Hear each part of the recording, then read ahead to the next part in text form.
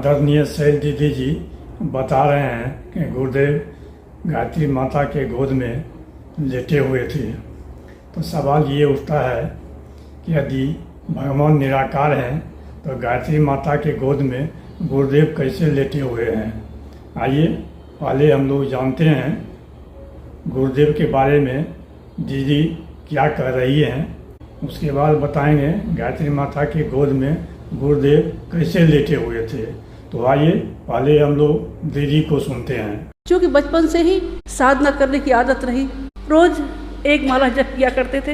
एक दिन नींद जल्दी खुल गई, पता नहीं कितने बजे होंगे याद नहीं। सीधे साधना कक्ष में पहुंच गए प्रणाम करने के लिए, माला करने के लिए। वहां जाके देखा तो नज़ारा ही कुछ अलग था। वो गायत्री माँ जो चित्र में समाहित थी, वो गायत्री माता एक सुंदर रूप धरे सामने बैठी है और गुरुदेव उनकी गोद में सिर रख के अविरल आंखों से अश्रुधारा प्रवाहित हो रही है। माँ सिर सहला रही है। वो नज़ारा देखकर एक बार को पहुँच के थे, थोड़ी देर देखते रही क्या चीज़ है, समझ में नहीं आया। लगा शायद कोई भूत प्रेत लीला तो नहीं। फिर अपने दिमाग को झटका दिया तो सब यथावत था। चित्र अपनी जगह विराजमान था, गुरुदेव अपनी जगह ध्यान मग्न थे।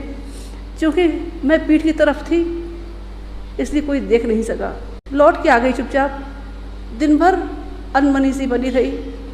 अपने मन की बात भैया से कही, भैया आज ऐसा ऐसा देखा है। भैया ने डांट दिया, बेकार की बात मत करो, ऐसा नहीं होता है। चुप हो गई। फिर भी मन की गुबार मन में घुमड़ रही थी। माता जी के साथ काम में हाथ बटाते रहे, सोच रहे माता जी से कुछ कहे। डर लग रहा था कि ऐसा रहो माता जी डांट लगा दें। हिम्मत जुटा के माता जी से कह ही डाली अपनी मन की बात, माता जी आज ऐसा ऐसा देखा था।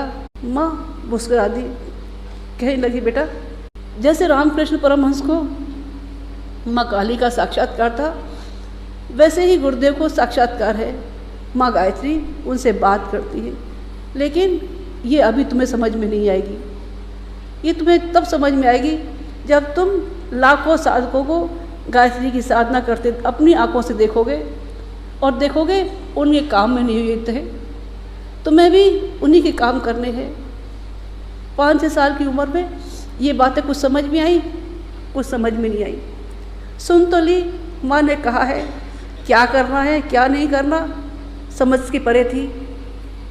जो जो उम्र बढ़ती गई तो एक माला से बढ़ के 5 माला हुई, 5 माला से बढ़ के 1.25 लाख अनुष्ठान हुए। 12-13 साल की उम्र तक आते आते 1.25 लाख अनुष्ठान की श्रृंखला चलने लगी।